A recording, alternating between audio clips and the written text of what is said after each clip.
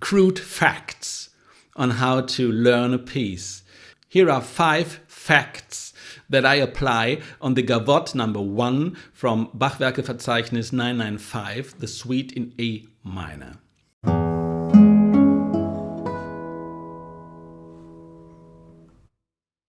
Let's start with rhythm. And what you see is a very easy rhythm.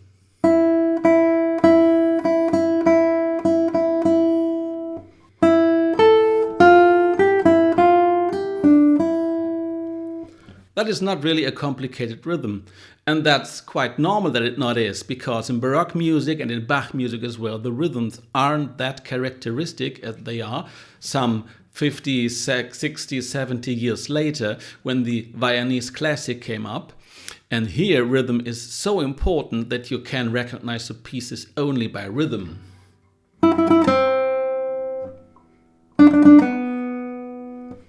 The rhythm alone does not tell us how to play it. What we need is the time signature. The Gavotte number 1 has an alla breve, which means that we count in 2 half notes and that the tempo is quite fast.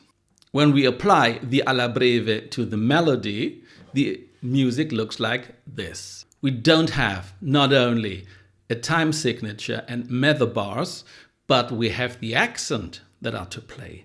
And we notice in this alla breve that we have the first accent on the 3rd quarter, not on the first one.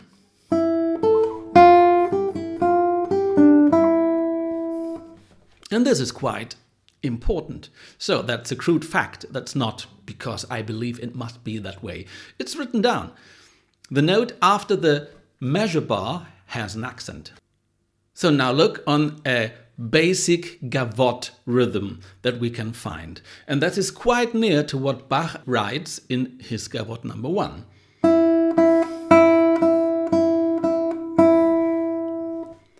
That's it. So what's a Gavotte? A Gavotte is a dance from France that has been very much in vogue in the years of Louis XIV, Louis XIV, the King of Sun, the Re Sole in France. And the Gavotte that was more in vogue is the one after the system of Jean-Baptiste Lully, which actually was Italian, Giambattista Lully. He spent almost all his professional life in France, so his name is French on. Now, let's hear Johann Mattheson, he was a contemporary of Bach, what he has to say to the Gavotte. Its emotion is really a true jubilant joy. The timing is indeed of a straight nature, but not 4/4 time, 4 quarters. It's rather one which consists of 2 half beats, though it can be divided into quarters or even eighths. I wished that this difference would be a little more taken into account.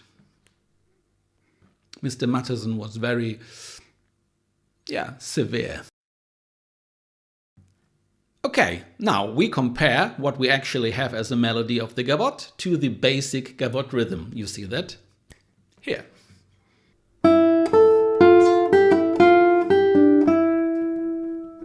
So, what we learn? A pickup on the beginning and the first accent on the downbeat, though the 3rd quarter has the first accent. The third crude facts that I consider are very good to analyze is harmony. Our key is A minor, and actually the first chord that we hear is A minor. It's on the offbeat, so the anacrusis without a heavy accent is the key of the piece. And on the downbeat, we get this D minor 7. We proceed to G7 and land in C major.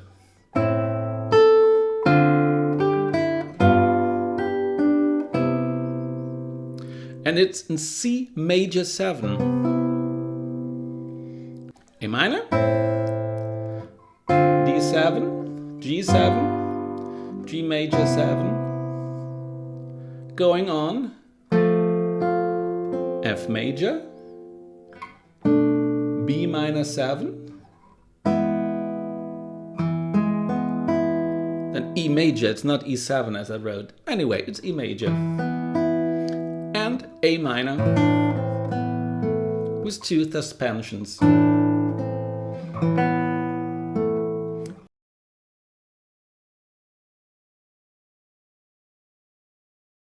So our first half phrase modulates, so to say, from I minor to the relative major C major and turns back to A major.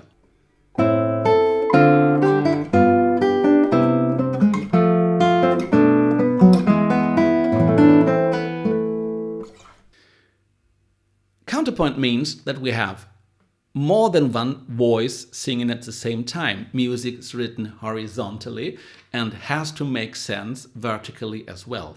But the way it was thought in origin is as lines, as melodies. So I wrote down the gavotte in 3 distinct voices. You see the first voice.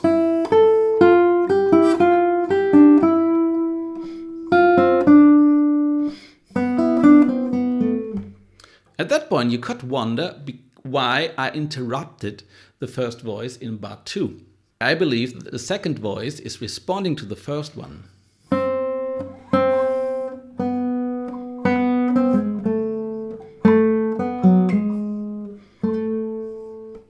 And the bass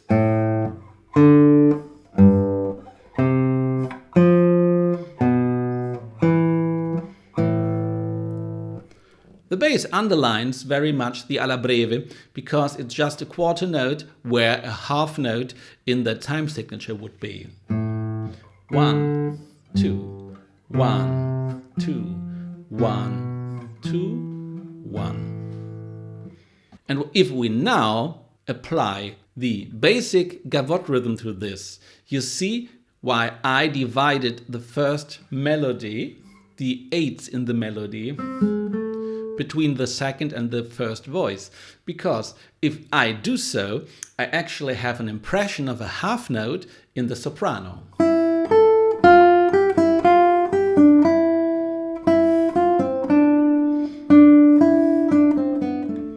This response of the second voice underlines to some way the gavotte rhythm.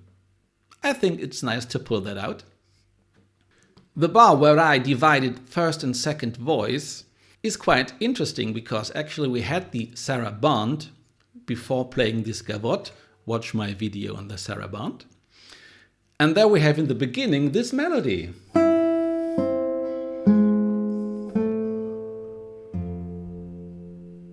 And in the gavotte we have just the same notes, only in the gavotte rhythm. So this motive that we had in the Sarabande adds to the gavotte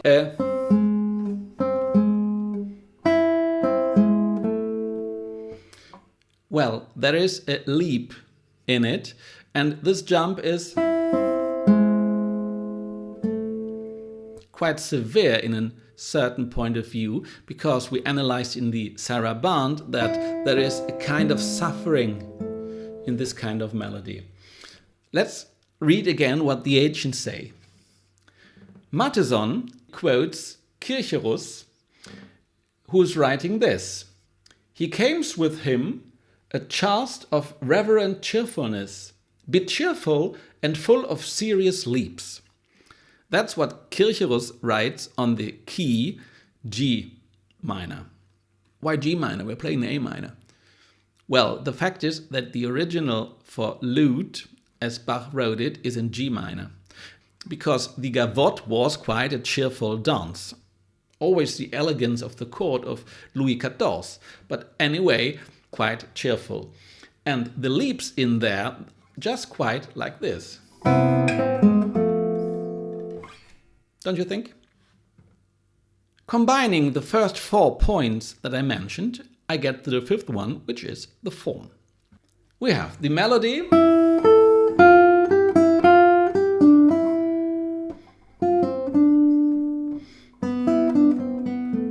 In the first 4-bar section. The second 4-bar section reproposes the same melody.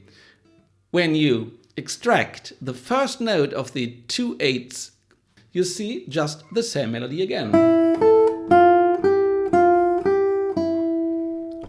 almost the same. And then a modulation.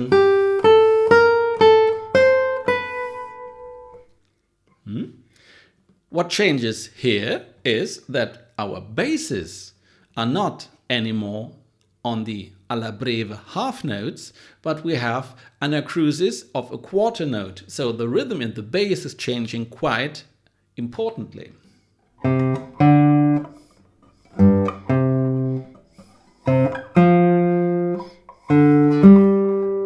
Instead of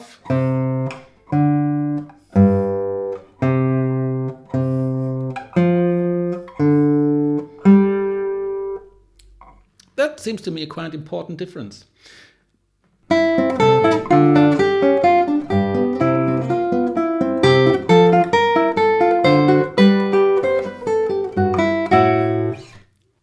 The last period of 4 bars is in some way a mixture of what we had before. We have that long anacrusis, and then initially the bass still has the pickups in 1/4, passing to the normal Gavotte rhythm as half notes, and a cadence at the end.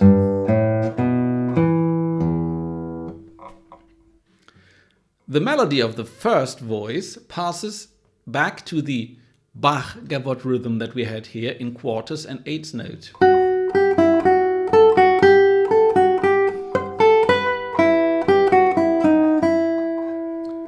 For finishing in E major. After having considered that 5 points, we come to the conclusion, how to put that into an interpretation. I would like to show you this. This red line shows you that the notes above it in the soprano are the melody to point out and to play in first layer, so to say, and the notes here in the middle under the red line respond in the second voice. This would point out, as we said, the half note of the Gavotte rhythm.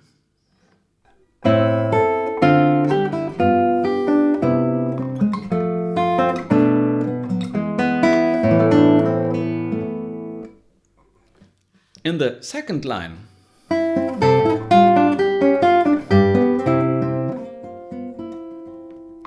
if I here respond again piano, I have my half note, so to say, marked because the melody is not continued. In that way, we have the feeling of that half note. That could be an interpretation. It's not said that that's the interpretation to use, but it's a possibility, and I like that very much. So.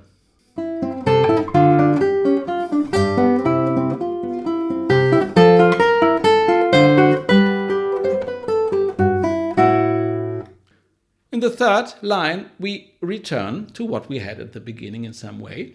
And again, we could do a response in piano in order to underline the half note on that original Gavotte rhythm.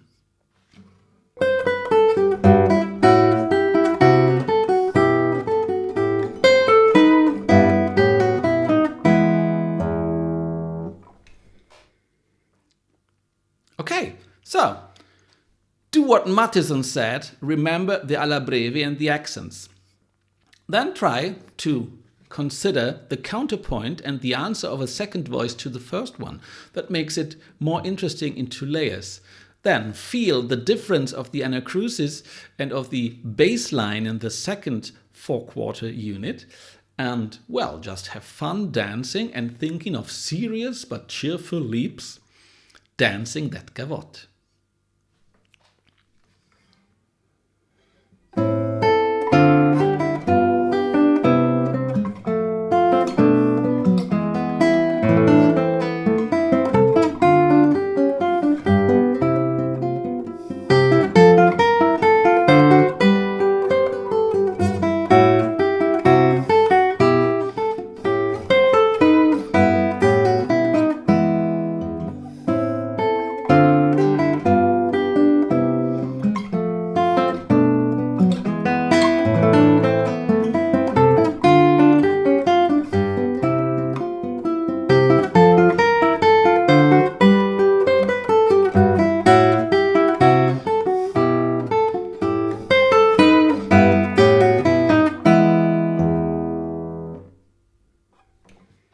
What I did not consider right now is to put in abbellimenti, embellishments that are typical in Baroque.